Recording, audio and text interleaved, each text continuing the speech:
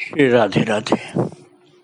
भक्तों, गुरुदेव के चरण कमल के अनुराग की बात मैंने कल आपको सुनाया था कि जे गुरु पद अम्बुज अनुरागी ते लोकहु वेदहु बड़ भागी। गुरुदेव के चरण कमल में जिनका अनुराग हुआ वे लोक में वेद में बड़ भागी बताए गए, माने गए हुए। और फिर मैंने आपको सुनाया था रानी बालाबाई जी की बड़ी सुंदर सरस चरितावली। भक्तों, ये रानी बालाबाई जिनका चरित्र आप सुन रहे थे कल, जिन्होंने गुरुदेव के चरण कमल की कृपा से ऐसी सिद्धि प्राप्त कर ली थी कि जयपुर से एक क्षण में बद्रीनाथ पहुंच गई और पति के पहले वहां खड़ी हुई मिली और पतिदेव ने उनको बाई कह करके संबोधित किया था, क्योंकि वो पहचान ही नहीं पाए कि मेरी पत्नी यहाँ पर आकर खड़ी हो गई हो। तो इनका रानी बालाबाई का पहले जो नाम था वो था अपूर्व दे नाम था। और जब वो बाई जी राजा ने कहा तब इनका नाम फिर रखा गया था रानी बालाबाई जी। तो रानी बालाबाई जी नाम ज्यादा प्रसिद्ध हुआ, वैसे पहले इनका नाम अपूर्व था। और इनके पतिदेव थे महाराज पृथ्वीराज कछवाहा, मैंने आपको कल सुनाया था। तो रानी की भक्ति तो आपने कल सुनी। आज मैं उनके पतिदेव महाराज पृथ्वीराज कछवाहा की भक्ति की बात आपको सुना रहा हूँ। इनकी क्या खास बात थी? रानी की बात तो मैंने सुना है कि गुरुदेव के चरण कमल की अनुरागी थी वो।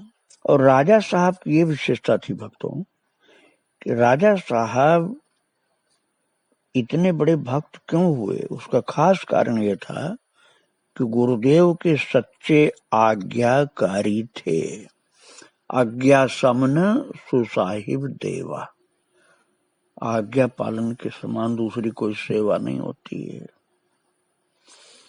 तो महाराज ये पृथ्वीराज कछवाहा जो थे, जयपुर के राजा, वो रानी के जो पतिदेव थे, बहुत प्रतापी थे और आमेर के राजा चंद्रसेन और रानी अमृतदेव के पुत्र थे। वो इनकी माँ का नाम अमृतदेव था, पत्नी का नाम था अपूर्व देव, जो बाद में बालाबाई कहलाई।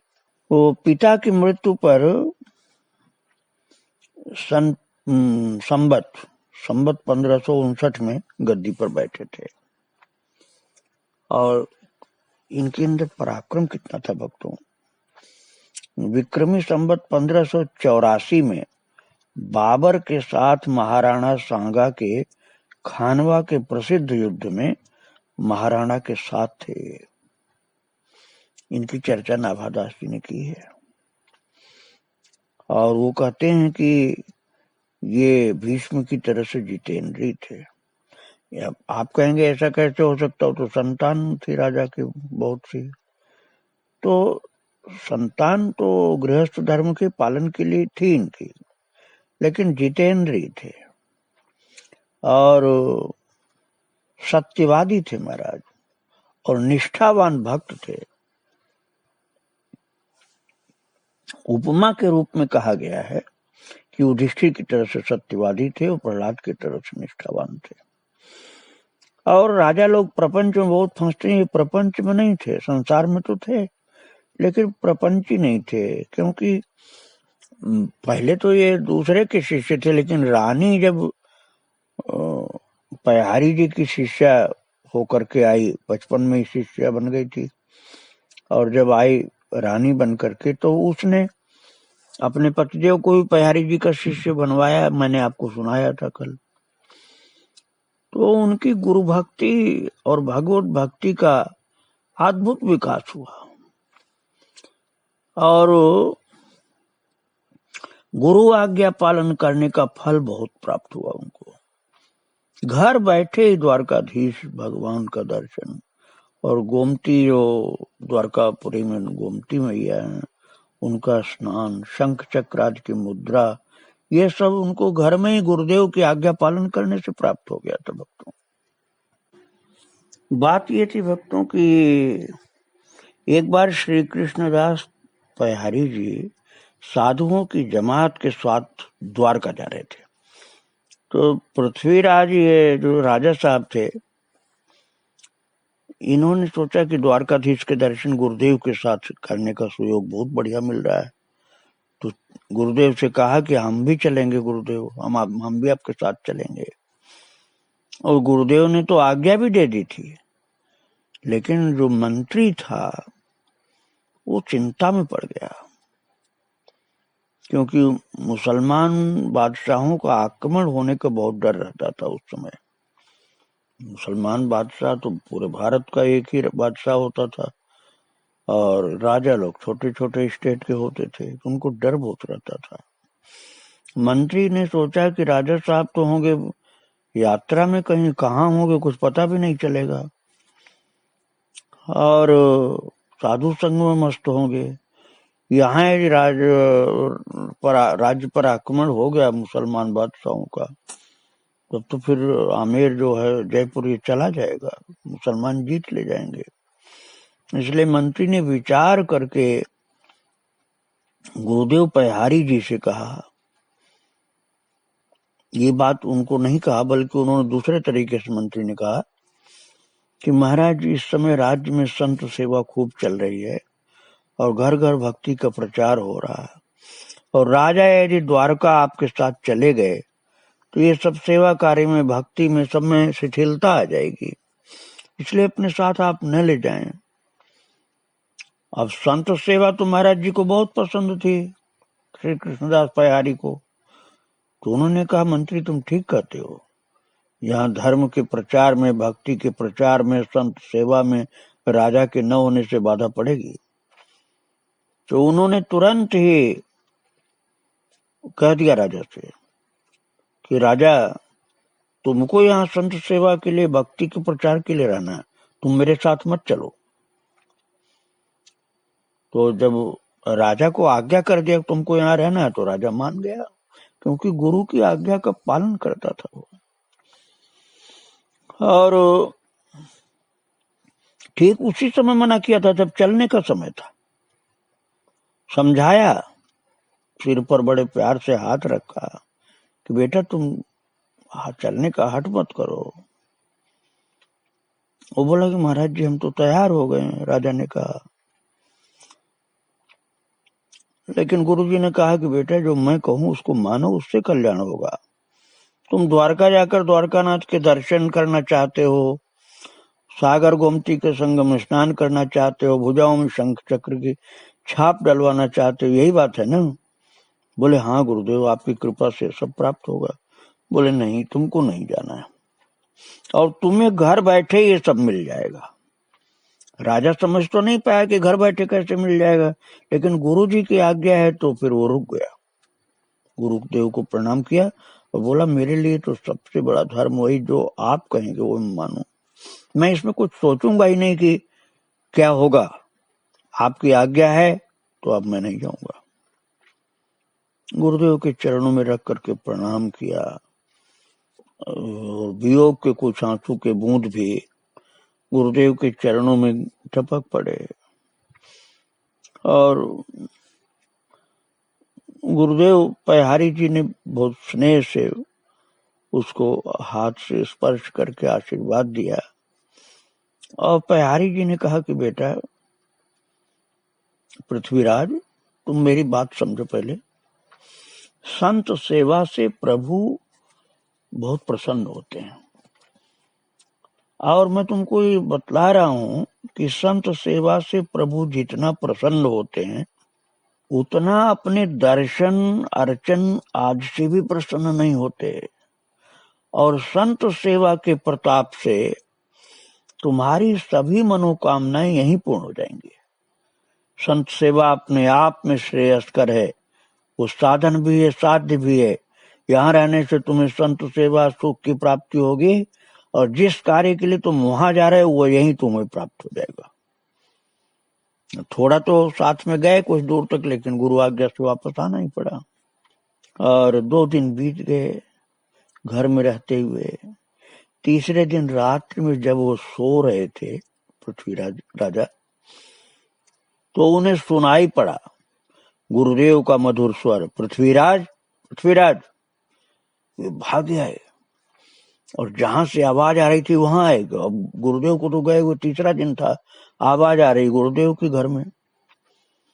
तो देखा कि जहां आवाज आ रही थी वहां गुरुदेव नहीं, साक्षात द्वारकानाथ खड़े हैं और आवाज गुरुदेव की थी। भक्तों, भगवान खड़े हैं और भगवान ने गुरु की आवाज में पुकार लगाई थी, राजा को पुकारा था, बुलाया था।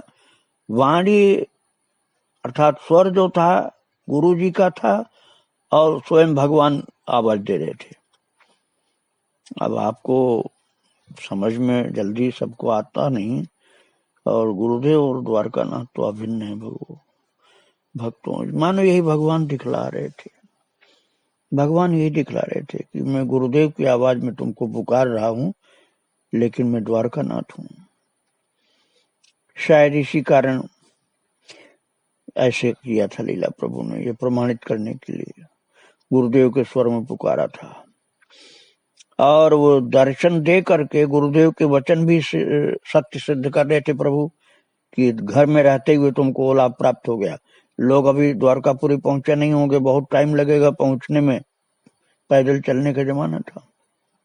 और तुमको 2 दिन बाद ही तीसरे दिन मेरी प्राप्ति हो गई, और लोग जो गए हैं अभी तो उनको बहुत लंबा टाइम लगेगा।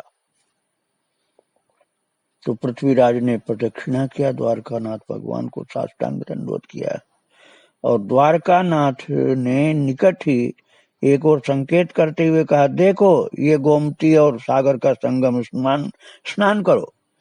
तो उनको अपनी महल में ही गोमती और सागर का संगम दिखलाई पड़ गया और महल में स्नान भी कर लिया।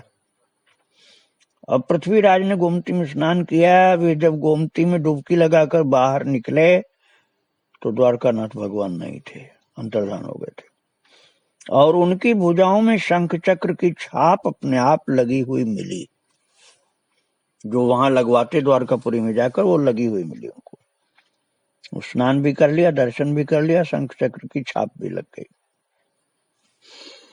धन्य है पृथ्वीराज महाराज कैसे थे। गुरु आज्ञा पालन करने का भाव कितना था कि भगवान प्रसन्न होकर के महल में ही सब दर्शन दे दिए, स्नान भी करवा दिया, शंख चक्र की छाप लगा दिया और दर्शन भी दे दिया। द्वारकाधीश का दर्शन करने के लिए उनको द्वारका नहीं जाना पड़ा, द्वारकाधीश को स्वयं आना पड़ा इनको दर्शन देने के लिए।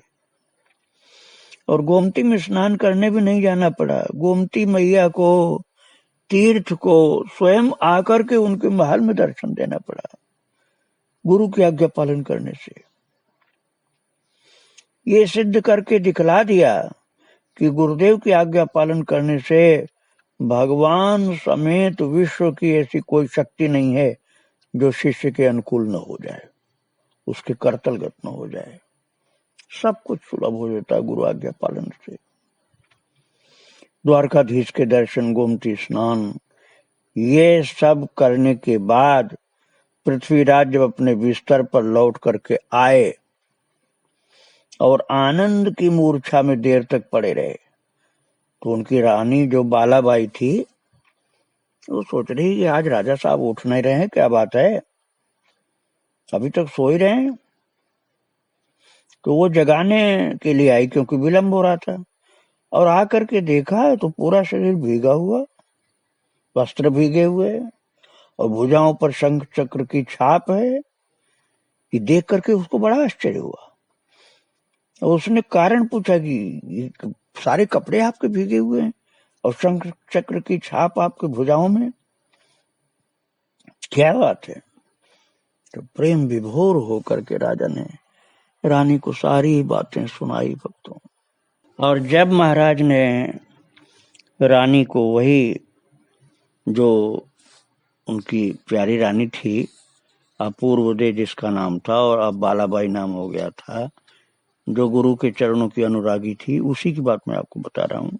तो जब महाराज ने बतलाया कि गुरु महाराज ने एक चमत्कार किया है मेरे साथ, यहीं द्वारकाधीश का दर्शन मिला, यहीं गोमती सागर का स्नान हुआ और यहीं पर देखो शंख चक्र का निशान भी लग गया मेरी भुजाओं में। ये सुनकर रानी रोमांचित हो गई, उनके नेत्रों से आंसू की धार चलने लगी और उन्होंने, रानी साहिबा ने बार बार गोमती के जल से भीगे हुए स्वामी के वस्त्रों का स्पर्श किया, राजा के वस्त्रों के भीगे हुए वस्त्रों को अपनी आंख से लगाया, सिर पर लगाया, मुंह पर लगाया।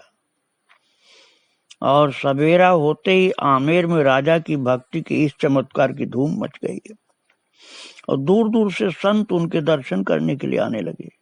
सभी उनके शरीर पर लगी शंख चक्र की दिव्य छाप के दर्शन कर विस्मय सागर में डूब जाते कि ये छाप तो बनावटी नहीं है, ये तो दैवी छाप है, ये किसी के गर्म करके लगाने वाली छाप नहीं है, ये तो इनकी भुजाओं में छाप उभर आए हैं, ये तो लगवाने पर ऐसा नहीं हो सकता, ये तो छाप अपने आप उभर आए हैं।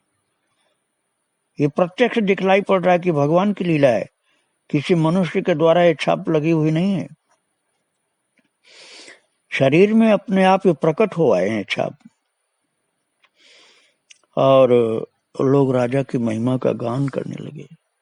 और जब जनता को रानी के द्वारा ये पता हुआ कि केवल छाप की बात नहीं, द्वारकाधीश प्रकट होकर दर्शन दिए और गोमती और सागर के संगम का महाराज को स्नान भी यहीं प्राप्त हो गया, तो जनता उनको प्रणाम करने लगी। भक्तों, रानी अपूर्व दे अब बाई जी हो गई थी, बद्रीनाथ में बाई जी की पत्नी मिल गई। अब वो महारानी और पत्नी नहीं थी राजा की। दोनों लोग अपने अपनी भक्ति में, भगवान की भक्ति में बड़ी लगन के साथ लग गए। सुंदर और मंदिर एक बनवाया, उसमें राजा अकेले भजन करते थे।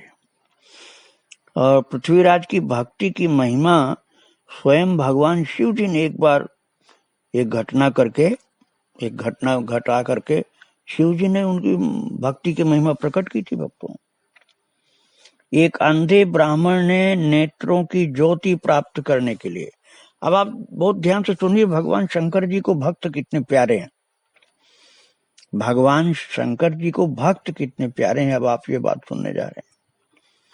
एक अंधे ब्राह्मण ने नेत्रों की ज्योति प्राप्त करने के लिए बैजनाथ महादेव के द्वार पर धरना दिया।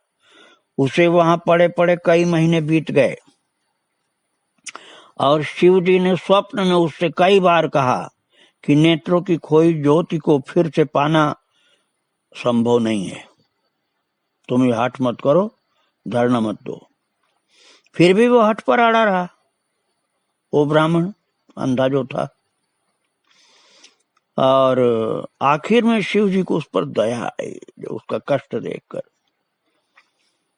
तो भगवान शिव जी ने कहा उस अंधे ब्राह्मण से कि आमेर नरेश पृथ्वीराज जिस अंगोछे से अपना अंग पोंछते हैं, उससे अपनी आंख पोछो तो नेत्र खुल जाएंगे। बताओ, भक्त की कितनी बड़ी महिमा भगवान शिव बना रहे हैं, बढ़ा रहे हैं।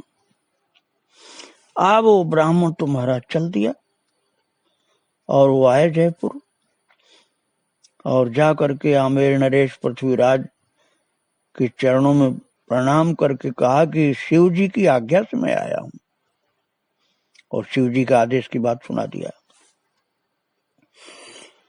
तो पृथ्वीराज ने पहले ब्राह्मण को अपना शरीर पोंछने का वस्त्र देने में संकोच किया कि मैं जिस वस्त्र से अपना शरीर पोंछता हूं वो तो मेरा जूठा हो गया, मैं ब्राह्मण को कैसे दे दूंगा। लेकिन उस ब्राह्मण ने कहा कि महाराज, मुझे शिव जी की आज्ञा है कि आप अपने शरीर को जिस वस्त्र से पोंछते हैं वो वस्त्र मुझे दीजिए पोंछने के बाद, अपने शरीर पोंछने के बाद, और मैं उसको अपने नेत्र में लगाऊंगा तो मेरे नेत्रों में ज्योति आ जाएगी, मेरा अंधापन खत्म हो जाएगा। शिव जी की आज्ञा है। अब महाराज शिव जी की आज्ञा को राजा कैसे मना कर दे। तो राजा ने एक नया अंगोछा मंगवाया। अब भगवान शिव की आज्ञा का विरोध भी तो नहीं कर सकता था, और अपने जूठा अंगोछा को, शरीर से पोंछे हुए अंगोछे को देना भी ब्राह्मण के लिए उचित नहीं लग रहा था। तो नया अंगूठा मंगाया और उसने उसे अपने अंग से छुआ करके ब्राह्मण को दे दिया और भोले बाबा को प्रणाम किया कि भोले बाबा आपकी आज्ञा का पालन कर रहा हूं। और उस वस्त्र को उस नेत्रहीन ब्राह्मण ने आंखों को ज्यों ही लगाया, उस वस्त्र को, बिना किसी औषधि की एक क्षण में तुरंत उसकी आंखें खुल गई, दोनों नेत्र प्रकाशमान हो गए, ज्योतिवान हो गए और उसका अंधापन खत्म हो गया, रोशनी आ गई आंखों में तुरंत। और महाराजा सांगा के पिता महाराणा मोकल ने जब पृथ्वीराज की महिमा के बारे में सुना तो उनकी भी इच्छा हुई कि दर्शन करने के लिए चलें।